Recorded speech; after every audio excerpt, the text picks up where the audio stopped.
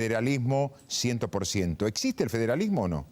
No existe el federalismo en cuanto todos los gobernadores viven siendo sometidos y viven dependiendo de los giros del Tesoro Nacional del presidente de turno. Nosotros cuando gobernamos modificamos eso, intentamos tener un esquema de coparticipación mucho mejor, no en términos de modificar, porque dicen, hay un refrán que dice que modificar la coparticipación es más difícil que modificar la Constitución Nacional.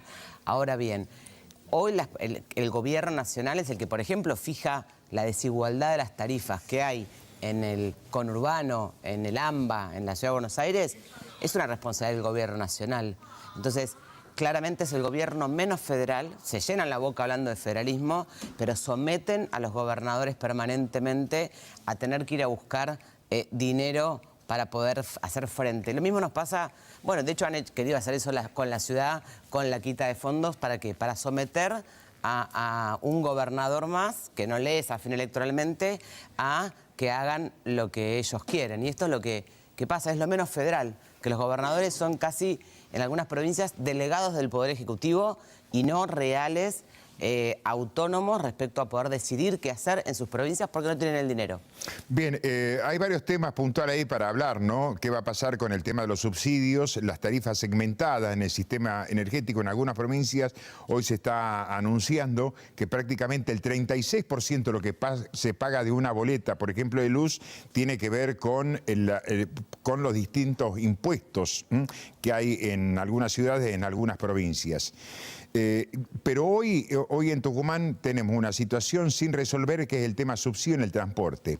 La senadora Alejandra Vigo, de la provincia de Córdoba, que va a estar el jueves y viernes acá en Tucumán, está proponiendo un boleto federal, tanto para Capital como el área metropolitana de Buenos Aires y el resto del país. ¿Hay posibilidades de crear una cuenta única y de saber cuánto es el monto del subsidio que se destina para mantener el transporte en la República Argentina, incluida Capital Federal y parte de la provincia de Buenos Aires? Nos encantaría. Sobre todo eso lo sabrías si tenés un presupuesto enviado por el Poder Ejecutivo con cuentas claras.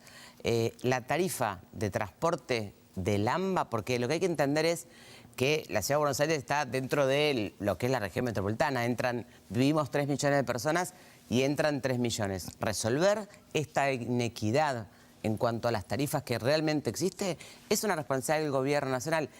El precio del transporte en la Ciudad de Buenos Aires, el precio de la energía en el AMBA, lo fija el gobierno nacional. De hecho, nosotros cuando nos traspasaron el subte a la ciudad, 100%, hemos ido acompañando un aumento. Históricamente tenían el mismo precio. Hoy no vale lo mismo el subte que el boleto colectivo, porque claramente no es lo mismo. También lo subsidiamos porque necesita hacerlo, porque la gente hoy, en esta situación de pobreza, necesita ser acompañada.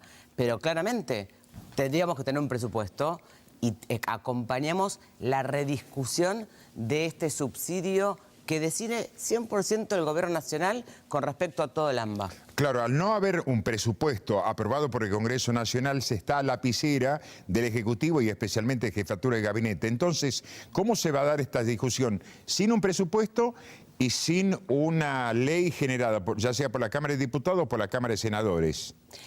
Y así estamos, sin un plan. Y estas son las consecuencias. Digo, parecen discusiones como muy lejanas en el Senado, pero es lo que vive la gente. No, y es lo que se está viviendo hoy. Claro, que es lo que la gente vive todos los días.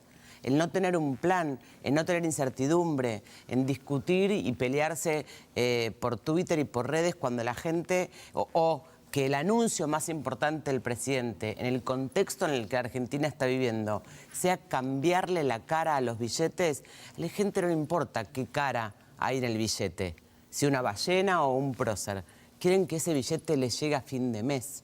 Entonces, esto es lo que pasa en la Argentina. Y se vive en Tucumán, y se vive en cada provincia que recorro, y se vive en toda la Argentina. La gente necesita tener certidumbre. El sector privado necesita tener certidumbre. Necesitas un plan para todo. Para la economía, un plan para la inflación, un plan para la seguridad. Un plan para la seguridad, un plan para la educación, para generar puestos de trabajo.